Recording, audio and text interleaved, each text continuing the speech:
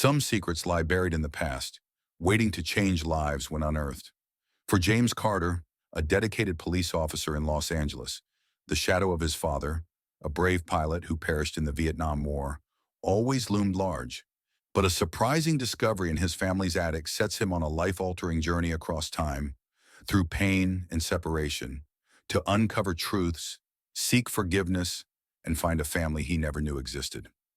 This story, Healing After the War, a journey of family and reconciliation, delves beyond the memories of war to reveal touching fragments of kindness and connections that transcend borders. From a peaceful village in Quang Tri to the startling revelation of a long-lost sister, James's journey raises profound questions. How do we heal the wounds of war, not just as individuals but as nations? Dive into this compelling tale of love, family, and hope.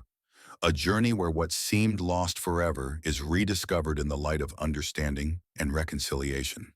James Carter had spent his entire life serving others. As a police officer in Los Angeles, he prided himself on protecting his community. Yet there was always a part of him that felt unfulfilled. His father, Lieutenant William Carter, had been a decorated pilot in the U.S. Air Force during the Vietnam War. William's plane was shot down in 1972, leaving young James with only vague memories and a neatly folded American flag. One evening, while sorting through old belongings in the attic, James discovered a collection of letters. Among them was a weathered envelope marked, "To my son." The letter inside was dated a week before William's death. It spoke of duty, love, and hope for peace. William wrote of the beauty he had glimpsed in Vietnam and his wish for James to one day visit the country to understand its people and history. The letter ignited a spark. James decided to take his first ever trip to Vietnam during his upcoming leave. He wasn't just searching for his father's grave. He was searching for closure. Landing in Hanoi, James was greeted by bustling streets, the aroma of street food, and a wave of unfamiliar but inviting warmth. At the airport, he met Mai Tran, a representative from the Vietnamese Ministry of Foreign Affairs. She was young, professional, and spoke flawless English. "Officer Carter, welcome to Vietnam," she said with a genuine smile. "We're honored to help you in your journey." James was taken aback by her kindness. He had expected bureaucratic indifference but was instead met with heartfelt hospitality. Mai introduced him to Mr. Nguyen, a local historian with extensive knowledge of American involvement during the war. Together, they planned the next steps of his journey. The Vietnam Military History Museum in Hanoi stood as a solemn testament to decades of conflict and resilience. Its halls were lined with photographs, artifacts, and records, each telling a story of bravery and loss. For James, stepping into the museum was like walking into the pages of a history book he'd only glimpsed before. Accompanied by Mai Tran and Mr. Nguyen, James felt both anticipation and trepidation. They pored over detailed records, searching for any mention of his father's name. The meticulous archives revealed a significant clue. Lieutenant William Carter's plane had been shot down near Quang Tri in 1972, an area that had witnessed some of the war's fiercest battles. With this information in hand, the team prepared for the next leg of their journey. As they traveled southward from Hanoi, the scenery began to shift. Bustling cities gave way to serene countryside, where rice paddies stretched endlessly, framed by misty hills. The quiet beauty of Vietnam was a stark contrast to the war-torn images James had grown up with. During the journey, Mai shared her own family's connection to Quang Tri. Her grandfather had been a soldier who fought in the region, and the stories of his struggles were etched into her family's history. "He never spoke much about those years," Mai admitted, her tone reflective. "But I know the scars ran deep, for him and for all of us." James listened intently, feeling an unexpected kinship with Mai. Despite coming from different worlds, they shared a common thread: the legacy of war and its impact on their families. Upon arriving in Quang Tri, they were directed to a small, quiet village nestled near a hillside. It was here that they met Bao, an elderly man whose eyes carried the weight of decades. Bao had lived through the war and remembered the day an American plane crashed nearby. "We saw the plane struggling in the sky," Bao recounted, his voice steady but tinged with emotion. "When it went down, we didn't know what to expect. But when we reached the site, there was only one man. He was injured, and the wreckage was burning." James leaned forward, hanging on to every word. You're saying my father was alive when you found him? Bao nodded. Yes, but not for long. He was brave, though. He told us to leave, to keep ourselves safe. We buried him here, on this hill. The villagers had marked the grave with care, adorning it with flowers and maintaining its dignity through the years. When Bao led James to the site, James felt his breath catch. The hillside was serene, bathed in soft sunlight, with a modest grave shaded by a lone tree. Kneeling by the grave, James placed his hand on the earth, his eyes welling with tears. Thank you, he whispered, his voice cracking, for honoring him, for taking care of him when we couldn't. As the sun began to set, Bao invited James and his companions to his home for tea. There the story took an unexpected turn. There's something else you should know, Bao said, his tone quiet but firm. There was another man from that crash, a young soldier. He survived because your father stayed behind to protect him. James's heart raced. A survivor? Who was he? What happened to him? Bao handed James an old photograph, worn and faded with time. It showed a young American soldier standing beside a group of Vietnamese villagers, his arm slung casually around another man. Despite the grainy image, James recognized his father instantly. Mai and Mr. Nguyen were equally stunned. If this man is still alive, Mr. Nguyen said, his account could shed light on your father's final moments. James felt a surge of determination. He knew the journey was far from over. The photograph was a new piece of the puzzle, a clue that could lead him to answers he hadn't even known to seek. With Mai and Mr. Nguyen's support, he resolved to track down the survivor and uncover the hidden truth of his father's sacrifice. That evening, as the soft hum of cicadas filled the air, Bao invited James and his companions into his modest home. The small wooden house, adorned with photographs and mementos of a life steeped in history, radiated warmth. Over steaming cups of tea, Bao began to share a story that would unravel long-buried secrets. There's more to the crash than you know, Bao said, his voice steady but grave. When we found the wreckage, we saw two men. One of them was gravely injured. It was your father. The other was a younger soldier, barely conscious but alive. James sat upright, his heart pounding. A survivor? Bao nodded slowly. Yes. Your father insisted we help the young man escape. He stayed behind, buying time for the rest of us to flee with the survivor. We hid the soldier in the jungle and cared for him until he could move on. Your father sacrificed himself to save him. The weight of Bao's words settled over the room. James clenched his fists, a mixture of pride and grief flooding his chest. Do you know what happened to the survivor? He asked, his voice edged with urgency. Bao hesitated, his gaze drifting toward a small chest by the wall. From it he retrieved an old photograph, its edges frayed and its colors faded by time. The image showed a group of villagers surrounding a young American soldier. Though the details were blurry, James immediately recognized his father standing tall beside the man. This is the last picture we took before the soldier left, Bao explained. He didn't tell us much, only that he was part of your father's crew. We never saw him again. Mai and Mr. Nguyen leaned in to study the photograph. If this man survived, Mr. Nguyen said thoughtfully, there might be military records or even personal accounts that can help us identify him. Mai turned to James. Do you have access to any of your father's records or connections in the U.S. Air Force? If we can trace the unit he served with, we might find a lead. James nodded, already formulating a plan. I'll contact the Air Force archives when I get back home. If there's any chance this man is still alive, I need to find him. He's the key to understanding my father's final moments. Bao's face softened as he placed a hand on James's shoulder. Your father was a good man, Officer Carter. He didn't just fight for his country, he fought for the people around him, no matter who they were. You should be proud. Tears welled in James's eyes as he gripped Bao's hand. Thank you, he said, his voice thick with emotion. For everything, for giving my father dignity and for sharing this with me. It means more than you know. The photograph now felt like a bridge between two worlds, connecting James to a history he had never fully known. As the evening wore on, the group discussed next steps, their resolve deepening with every word. The next morning, as they prepared to leave Quang Tri, James stood on the hillside one last time, gazing at his father's grave. In his mind, he replayed Bao's story, picturing the bravery and selflessness that had defined his father's final moments. He knew this was only the beginning of the truth he sought. With the photograph safely tucked away, James returned to the U.S. with a new mission.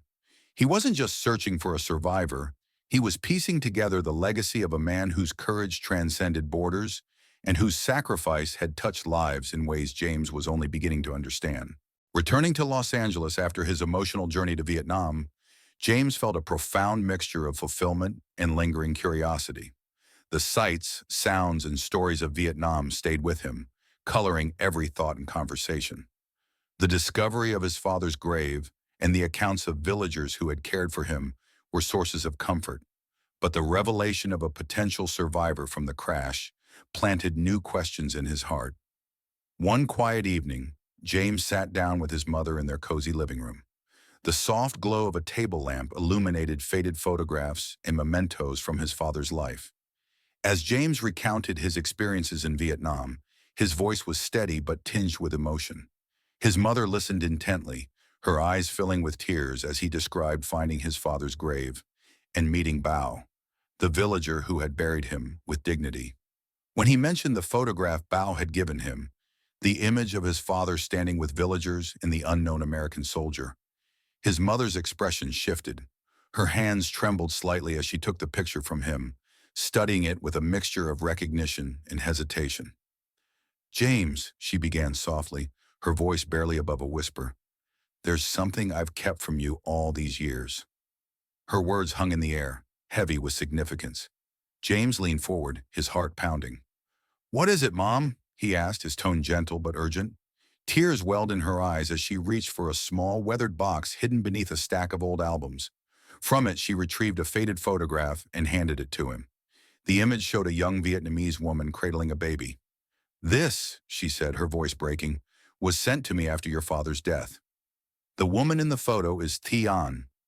Your father, he had a daughter with her while he was stationed in Vietnam. That child is your half-sister." James stared at the photograph, his mind reeling. The young woman's face radiated warmth, and the baby in her arms bore an uncanny resemblance to his own childhood pictures. He struggled to process the revelation. His father's letters had hinted at deep connections with local families, but the possibility of a child had never crossed his mind. "Why didn't you tell me?"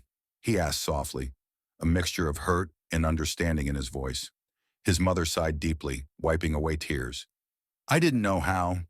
After your father died, I was overwhelmed with grief and uncertainty. When the photograph arrived, I didn't have the strength to face it. I convinced myself it would be easier to leave it buried in the past." James nodded slowly, trying to absorb the weight of her confession. Despite the shock, he felt a surge of determination. "She deserves to know," he said firmly. "I need to find her. She's family." His mother gave him a small, bittersweet smile. "Your father would have wanted that. He always believed in building bridges, not walls." Armed with this newfound knowledge, James felt a renewed sense of purpose. His journey was no longer just about understanding his father. It was about connecting with the family his father had left behind. As he prepared for the next chapter of his quest, he reached out to Mai Tran in Vietnam, sharing the revelation and asking for her help once more. "I'll help you find her," Mai promised over the phone, her voice steady and supportive. "We'll uncover the truth together." James knew the road ahead would be challenging, but he was undeterred.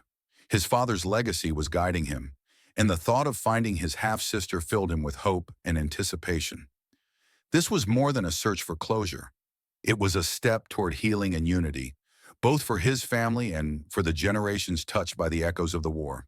With the help of Mai Tran, the Vietnamese Ministry of Foreign Affairs representative who had guided him during his first trip, James began piecing together clues. Mai's network and expertise became invaluable as they scoured records and spoke to locals who might have known the woman in the photograph. "James," Mai said one evening as they pored over documents, "you've already experienced how resilient and interconnected communities here can be. If your sister is out there, we will find her." James's resolve deepened. This wasn't just about finding a sibling. It was about honoring his father's legacy and embracing the family he never knew he had. James's second journey to Vietnam carried a deeper sense of purpose. This time it wasn't just about his father, it was about finding the missing piece of his family, his half-sister. Armed with the faded photograph his mother had given him and the network of connections he had built with Mai Tran and Mr. Nguyen, James felt a determined urgency. The photograph depicted a young Vietnamese woman cradling a baby, with a modest village backdrop in the distance. After weeks of reviewing archives, consulting elders, and retracing the movements of people in war-torn regions, the team narrowed their search to the province of Hue. The perfume river ran serenely through the heart of the region, its beauty masking the scars of the past. James, Mai, and Mr. Nguyen visited Hue, following every lead with painstaking care. They stopped at bustling markets, tranquil temples, and quiet neighborhoods, showing the photograph to anyone who might recognize the young woman or the child. One afternoon, while speaking to an elderly woman named Lan in a small village, they received their first breakthrough. Lan squinted at the photograph, her eyes lighting up with recognition. "This is Tian," Lan said, her voice filled with certainty. "She was a seamstress in our village during the war. She made clothes for everyone, even soldiers. The child, her name was Lin. After the war, they moved to Da Nang to start anew." James's heart raced. Lin. His sister's name was Lin. Lan paused, her gaze softening. Tian was a kind soul. She spoke of an American soldier who loved her deeply, but the war took him away. She wanted Lin to know that her father was brave and cared for them, even if he couldn't stay. The words struck James like a wave. His father's love and courage had reached across continents and generations. With renewed determination, they set their sights on Da Nang, a city that had grown into a vibrant hub of activity and culture. In Da Nang, the search became more focused, yet no less challenging. They combed through municipal records, spoke to local officials, and visited neighborhoods where former residents of Hue had settled. Each step brought them closer, and yet the weight of uncertainty lingered. Finally, after days of tireless effort, Mai received a promising lead. A florist named Lin ran a modest flower shop on the outskirts of the city. When Mai shared the news, James's hands trembled with anticipation. The following morning, James and Mai arrived at the shop. It was small but brimming with life. An array of roses, lilies, and orchids filled the air with their sweet fragrance. Behind the counter stood a woman in her early 40s, her movements graceful as she arranged a bouquet. James's breath caught as he stepped forward. "Excuse me," he said, his voice steady despite the emotions threatening to overwhelm him. The woman looked up, her gentle face framed by soft, dark hair. There was something familiar about her eyes, a quiet strength that mirrored his own. "My name is James Carter," he began, holding out the photograph. I think you might be my sister." Lynn stared at the photograph, her hands trembling as she took it. Her eyes scanned the image, and then they filled with tears. She looked at James, her voice breaking as she whispered, "This is my mother, and me." "Who are you?" James's own voice faltered. "Your father. He was an American soldier. William Carter. He's my father, too. That makes us family." Lynn covered her mouth, tears streaming down her face. "I always wondered about him," she said, her voice heavy with emotion. "My mother told me stories, but I never thought I'd meet anyone from his family. I thought I'd always be alone in that part of my life." "You're not alone anymore," James said gently. "We found each other now, and I want to know everything. About you, about your mother, about the life you've lived." Over the following days, James and Lynn spent every moment together, piecing together the fragments of their shared history. Lynn showed James a wooden box her mother had left behind, filled with keepsakes from the past. Among them were letters from William, written in a mixture of English and simple Vietnamese phrases, expressing his love for Tian and his hopes for their future. Reading the letters, James felt as if his father were speaking to him from beyond the grave, weaving a connection between two worlds. Lynn shared stories of her childhood, how her mother had worked tirelessly to provide for her, how they had always kept her father's memory alive despite the challenges they faced. On their final day in Da Nang, Lynn took James to her mother's grave. Together they knelt by the modest headstone, placing flowers in quiet reverence. "She always believed he was watching over us," Lynn said softly. "And now, I feel like she was right." James placed a hand on Lynn's shoulder. "We'll honor them both," he said, "and we'll move forward together, as family." The reunion was a moment of profound healing for both James and Lynn. Their bond, forged through shared loss and discovery, became a testament to the resilience of love and the enduring power of connection. As they left Da Nang, James felt a renewed sense of purpose. His journey had begun with a search for closure, but had given him something far greater, the gift of family. When James introduced himself and shared the photograph, Lynn's eyes filled with tears. Her hands trembled as she held the picture, her voice breaking as she whispered, "I always wondered about my father.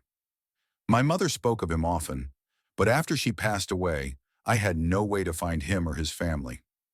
James felt the weight of her words, understanding the years of uncertainty she must have endured. "You don't have to wonder anymore," he said gently. "We're here now, and we'll uncover his story together." The siblings spent days piecing together their shared history. Lynn showed James a box of keepsakes her mother had cherished, including letters William Carter had written during the war. The letters spoke of his longing to return to his family, his admiration for the Vietnamese people, and his hope that the war would one day give way to peace. Their bond deepened as they visited the grave of their father in Quang Tri. Standing side by side on the serene hillside, Lynn laid flowers with a quiet reverence. Tears streamed down her face as she spoke softly. "I feel like I've finally met him." James reached out and held her hand. "He would have been proud of both of us," he said, "and now we have each other." The days that followed were filled with warmth and discovery. They shared stories of their childhoods, exchanged memories of their parents, and found solace in the connection they had forged. For both James and Lynn, the journey had brought not only answers, but also an unexpected gift, the healing power of family. James and Lynn's reunion symbolized more than the healing of one family. It represented the potential for reconciliation between two nations.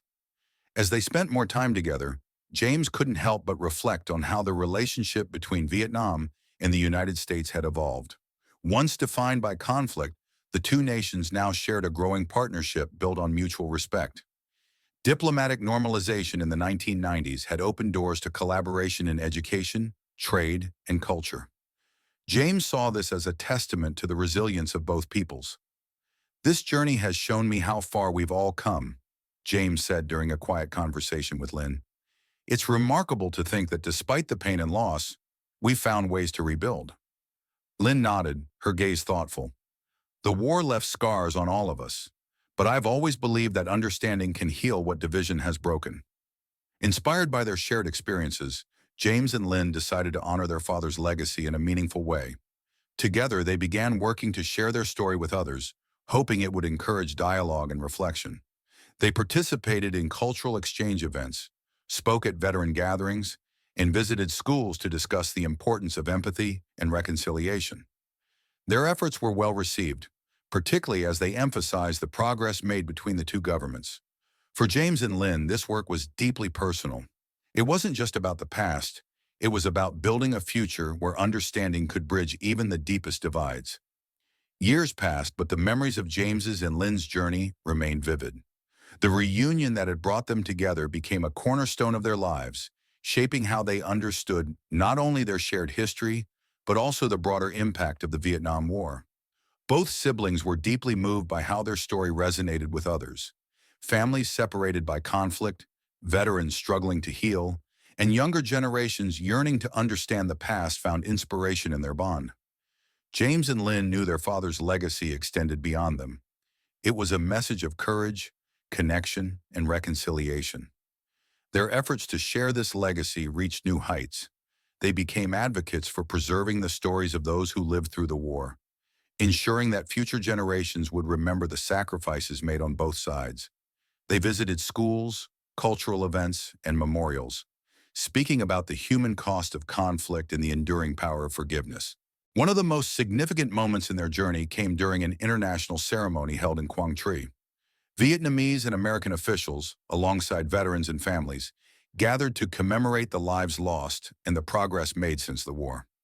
Standing at the memorial site, surrounded by lush green hills and the quiet murmur of the breeze, James and Lynn unveiled a plaque dedicated to their father and others who had bridged divides through their sacrifices. As James spoke, his voice carried both gratitude and determination. This place is more than a grave or a marker. It's a testament to what we can achieve when we choose understanding over hatred, unity over division. My father's actions weren't just acts of war, they were acts of humanity. Lynn stepped forward, her voice trembling with emotion. For years, I wondered if my father had forgotten us, if our connection had been erased by distance and time. But now, standing here with my brother, I know the truth. His love and courage have united us, and they remind us that even the deepest wounds can heal. After the ceremony, James and Lynn reflected on the journey that had brought them to this moment. They understood that their father's story, and their own, was part of a larger narrative of resilience and reconciliation. The bond they had forged transcended the pain of the past, embodying the progress made between their nations. It wasn't just a personal victory, it was a testament to the potential for healing on a global scale. As they left the memorial, hand in hand, Lynn turned to James with a smile. "Our father would be proud of us," she said softly. James nodded, his heart full. And now it's our turn to ensure his legacy lives on.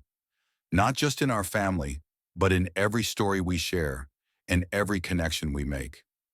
Their journey had begun with loss and unanswered questions, but it had led to something far greater, a legacy of peace that would inspire generations to come. James and Lynn's story inspired many on both sides of the Pacific. Through their foundation, they continued to strengthen ties between Vietnam and the United States, proving that even amidst the scars of history, the bonds of family and humanity could prevail. In the end, James knew his father would have been proud. Their journey was not just about finding closure, it was about forging a future of unity and hope.